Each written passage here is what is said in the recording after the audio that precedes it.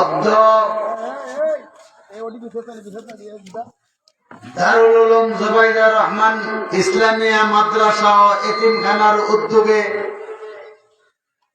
ওয়াজ ও দোয়ার মাহফিল। আজকে আমাদের আনন্দের বিষয়, আমাদের একটা এতিমখানা মাদ্রাসা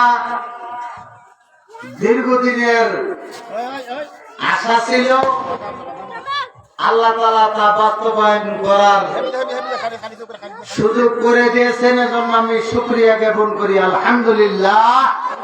আলহামদুলিল্লাহ। পাশাপাশি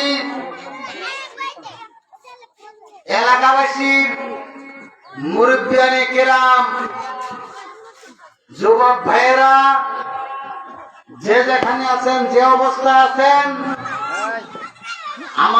আমাদের এই মাদ্রাসার মাহফিলকে কেন্দ্র করে আমি দাওয়াত করছি, আপনারা প্রত্যেকে ইনশাআল্লাহ তাআলা মঞ্চে উপবিষ্ট হয়ে যান।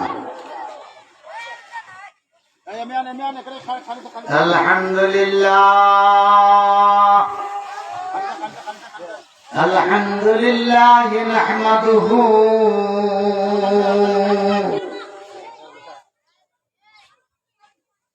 আলহামদুলিল্লাহ নাহমাদুহু হামদান কাসীরা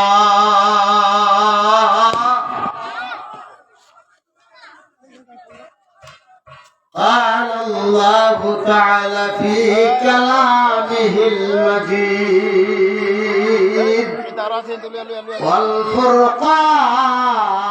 والفرقان الحميد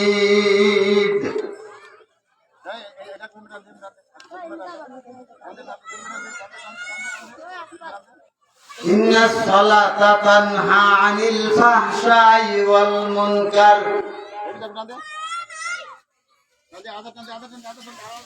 قال النبي صلى الله عليه وسلم صلوا كما رأيتموني أصلي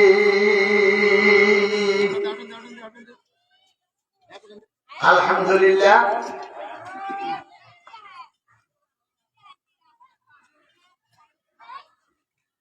আমি আসলে দীর্ঘদিন যাবৎ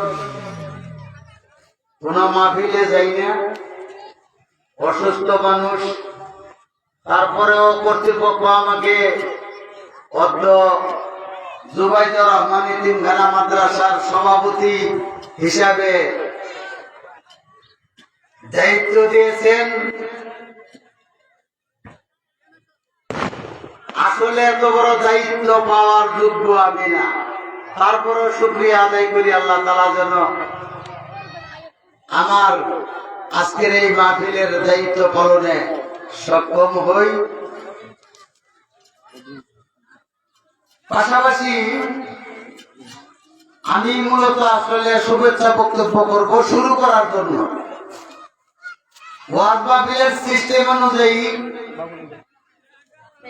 সভাপতির শুভেচ্ছা বক্তব্য শুরুতে এবং সভাপতির সমাপনী বক্তব্য শেষে।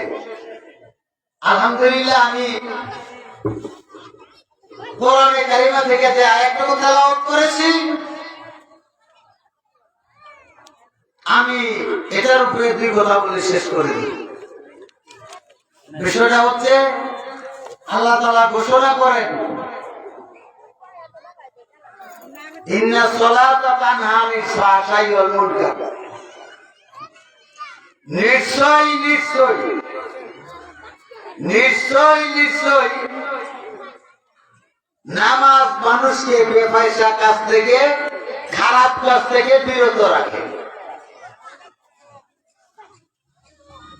কিন্তু আমরা দেখতেছি, আমরা নামাজও পড়ি, পরনিন্দাও করি, নামাজও পড়ি, আত্মসাদের চিন্তা করি, নামাজ পড়ি, চুগলখুরি করি, নামাজ পড়ি, কার সম্পদ কিভাবে লুণ্ঠন করা যায় এই পরিকল্পনা করি। নামাজ পড়ি, সুদ খাই, নামাজ পড়ি, ঘুষ খাই, নামাজ পড়ি, সবকিছু করি, আর মনে মনে ভাবি যে নামাজই আমাদের একমাত্র ইবাদত, আর এই ইবাদত করলেই তড়িৎ গতিতে আমি বেহেশতে চলে যাব নামাজের বদৌলতে। বন্ধুরা আমার,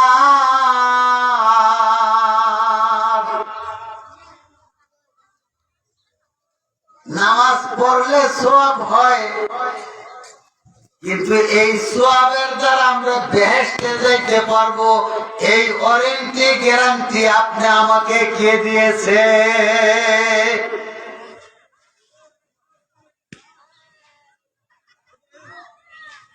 আল্লাহর নবীর সাহাবীরা জিজ্ঞেস করলো, ইয়া রাসূলুল্লাহ, আমাদের নামাজ কবুল হয়েছে আমরা কিভাবে বুঝতে পারবো? আল্লাহর নবী বলে, ওই আল্লাহর হাতে আমার জান, ওই আল্লাহর কসম খেয়ে বলছি, তখনই তুমি বুঝতে পারবে তোমার নামাজ কবুল হয়েছে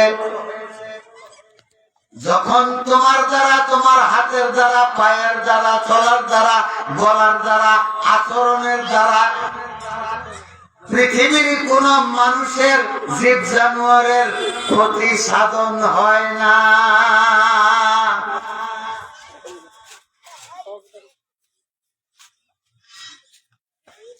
আল্লাহ রাসূল বলে, তখনই তুমি বুঝতে পারবে তোমার নামাজ কবুল হয়েছে যে তোমার হাতের দ্বারা, পায়ের দ্বারা, কথার দ্বারা, বলার দ্বারা, চলার দ্বারা পৃথিবীর কোন খারাপ কাজ তোমার দ্বারা হয় না। তখন তুমি বুঝতে পারবা যে তোমার নামাজ কবুল হয়েছে। বন্ধুরা আমার, অত্যন্ত পরিতাপের বিষয়, দুঃখের বিষয়, আমরা নামাজ পড়ি কিন্তু আমরা নামাজের গুরুত্ব বুঝি না। নামাজ পড়ি এতেকামের সহিত পড়ি না। নামাজ পড়ি কিন্তু নামাজের হাকিকত কি এটা বুঝি না। আমরা আসলে মূলত নামাজটা কিভাবে পড়তে হবে এই কথাই আমরা আমলে নেই না, মাথায় নেই না। বরঞ্চ মসজিদে একজন মুমিনের কাজ হচ্ছে যে মসজিদে গিয়ে না, মসজিদের ইমামকে বলবে, হুজুর আমার সূরা ফাতিহা পড়া হয় কিনা দেখেন, আমার সূরা কেরাত হয় কিনা দেখেন, আমার ইকামত হয় কিনা, আমার সিজদা হয় কিনা, আমার রুকু হয় কিনা, আমার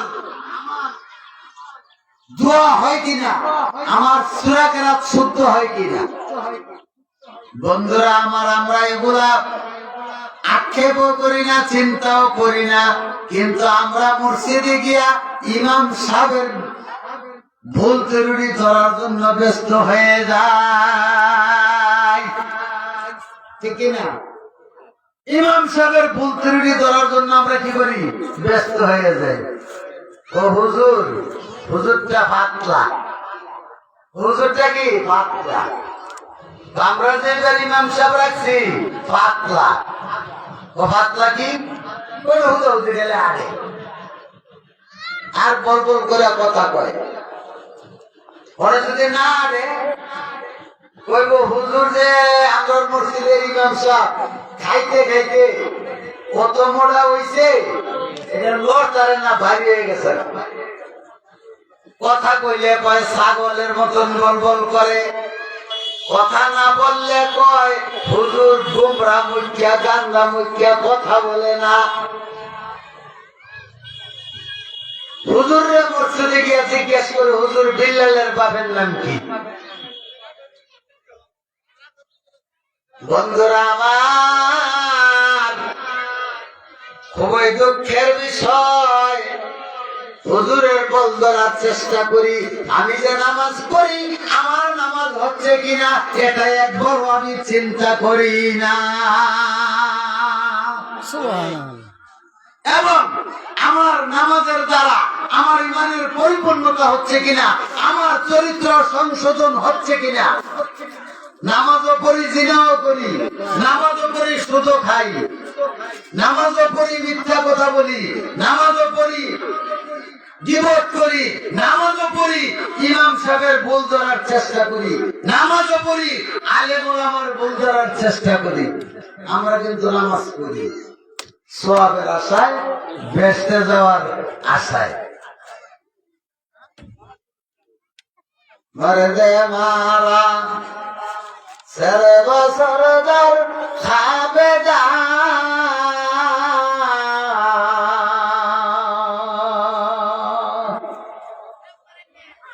গেস্তে বেদা রাকে উরাত আজহা।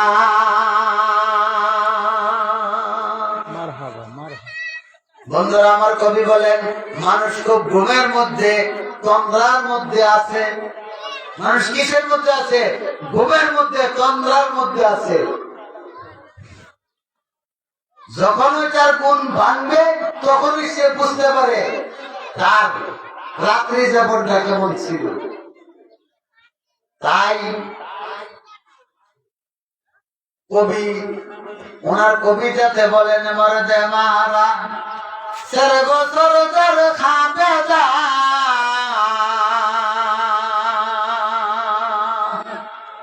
গেস্তে বেদা রাকে উরাত আজহা।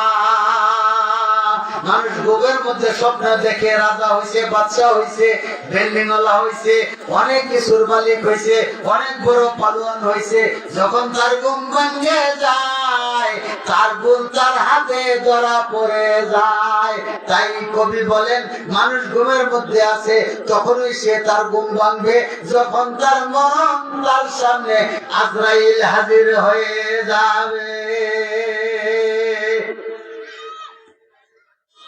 বন্ধুরা আমার, মানুষ তখনই তার ভুল ধরা পড়বে যখন তার মৃত্যু তার সামনে হাজির হয়ে যাবে।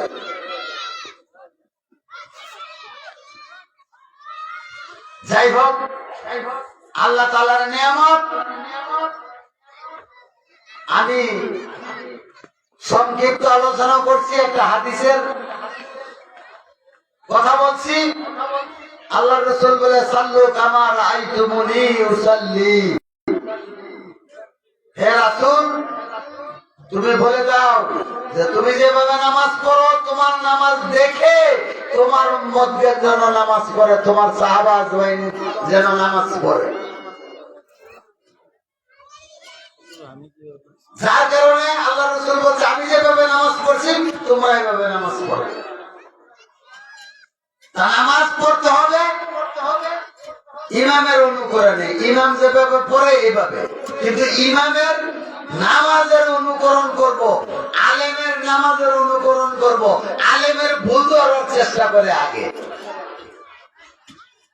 আল্লাহর রাসূল বলছে ইসবাউ ইয়াউমাল কিয়ামাতে সালাসাতুন আল আনবিয়া সুম্মাল উলামা সুম্মাশ শুহাদা।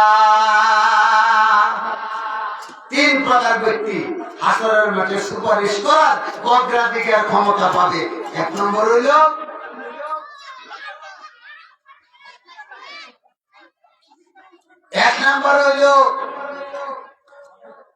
নবীগণ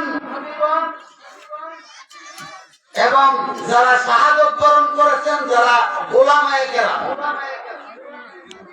এই তিন প্রকার ব্যক্তি আল্লাহ তাআলা। বন্ধুরা আমার, যে যেখানে আছেন, যে অবস্থায় আছেন, চলে আসেন। এখন আমাদের ওয়াজ মাহফিল আরম্ভ হতে যাচ্ছে ইনশাআল্লাহ তাআলা। আমি শুভেচ্ছা বক্তব্য হিসেবে, সভাপতি হিসেবে শুভেচ্ছা বক্তব্য দিলাম। আজকে সবার কাজ শুরু হয়ে গেছে, যে যেখানে আছেন সবাই চলে আসুন। ওয়া আখিরু দাওয়ানা আলহামদুলিল্লাহি রাব্বিল আলামিন। মাশাআল্লাহ, মাশাআল্লাহ।